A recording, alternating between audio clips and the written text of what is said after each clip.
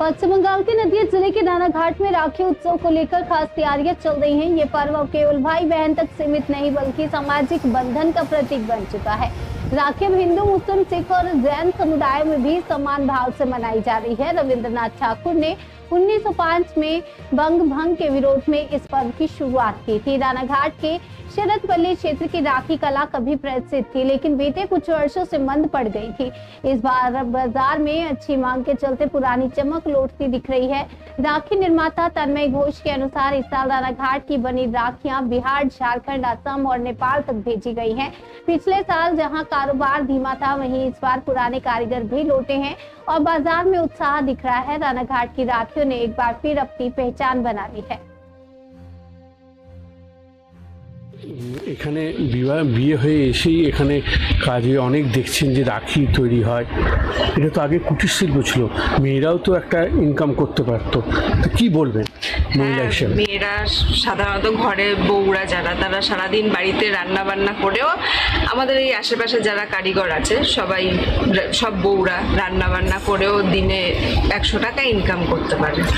কতদিন ধরে দেখছেন এই কাজ? আমার বিয়ে হয়ে আসলাম আমি 15 বছর, এই 15 বছর ধরে দেখছি। আপনি তো খুবভাবে হেল্প করেন আপনার হাজবেন্ড? করতে তো হয়, এই সময়টুকু খুব চাপের থাকে। কোথায় কোথায় যায় এই রাখি?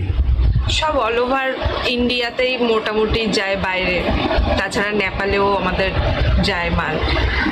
আর এই যে একটা ভ্রাতৃত্ব বন্ধন, এই বন্ধনটা তো আস্তে আস্তে খুব ভালো জায়গায় যাচ্ছে, কিন্তু এটা একটু দেখা যাচ্ছে যে বিভিন্ন ধরনের রাখি, আগে 10 পয়সা 15 পয়সা, আপনাদের সেই টাকা পয়সা 10 পয়সা 15 পয়সার রাখি রেখে দিয়েছেন, কি বলবেন? প্রত্যেকটা জিনিসেরই তো মূল্য বাড়ছে। রাখিরও সেরকম, যেমন আগে কমা দামের জিনিস ছিল, এখন ভালো জিনিস এসছে, সেরকম রাখির মধ্যেও আগে কমা সাধারণ অল্প কিছু হয়তো লাইট মেটেরিয়ালস দিয়ে হতো, এখন তার থেকে উন্নত মানের জিনিস দিয়ে হয়, পাথরের জিনিস তৈরি হয়। আগে কাগজ কেটে হতো, এখন সেইগুলো পাথরে এসছে, তো রাখির দামও বেড়ে গেছে। বিজনেসটা করছে আমি তো 15 বছর ধরে 20 বছর ধরে এটা করছি। বাবা আগে করতেন। এর আবার আমাদের ফ্যামিলি বিজনেসটা 45 বছর 40 বছর আগে থেকে। কোথায় কোথায় যায় এই রাখি?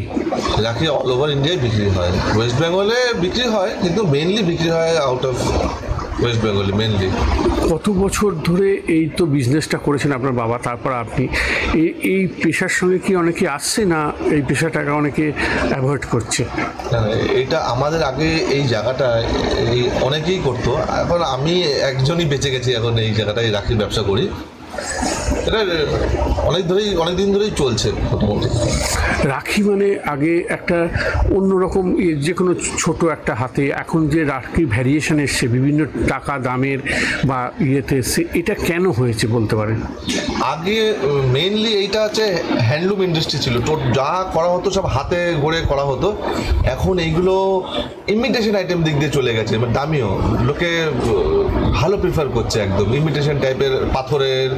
আগে যেমন সুতোর কাজ হতো মেনলি, রেশমের, কটন সুতোর, এখন এগুলো একদম পাথরের গ্লিটারিং ওয়ার্ল্ড হয়ে গেছে এটা একদম।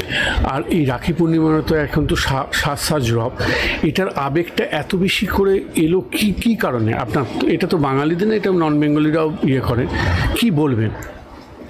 এইটা তো আমাদের রবীন্দ্রনাথই শুরু করেছিলেন, ওনার কথা শুনেই সবাই আমরা পালন করি, এইটাই পুরো সারা ভারতবর্ষই পালন করে। আর এই যে রাখির যে কস্টলি, এটা কত টাকা থেকে কত টাকা অবধি আছে আপনার? আমাদের তো একদম আমরা কম দাম থেকে বিক্রি শুরু করি। আমাদের 15 পয়সা 20 পয়সা পিস করে শুরু হয়, যে আমাদের 15 পয়সা 20 পয়সা করে। আর বাস্কো এই প্যাকিংগুলো এইগুলো হচ্ছে 10 টাকা করে দিয়ে শুরু হয়, 10 টাকা 12 টাকা 20 টাকা 25 টাকা এরকম করে 150 টাকা 200 300 পর্যন্ত আমাদের 400 মাল আছে। এই বিজনেসটা কতদিন থাকে, মানে কতক্ষণ, 3 মাস না 4 মাস না বছরে? এটা বন্ধ হয় না, এই যে রাখি শেষ হবে, রাখির 10 দিন পরে আবার নতুন কাজ শুরু হয়ে যাবে। পুরো এন্টায়ার হোল ইয়ার এটা তৈরি হয়, আর রাখির 4 মাস আগের থেকে বিক্রি অল ওভার ইন্ডিয়া শুরু হয়। মানে পরের বারের জন্য আপনারা আবার তৈরি করতে শুরু করেন? এটা বহুত বড় একটা ট্রানজেকশন, হয়তো এক হাত হয় না, এটা লাস্ট হ্যান্ড পৌঁছাতে হয়তো 3-4 হাত হয়ে যায় ওটা। আচ্ছা আচ্ছা।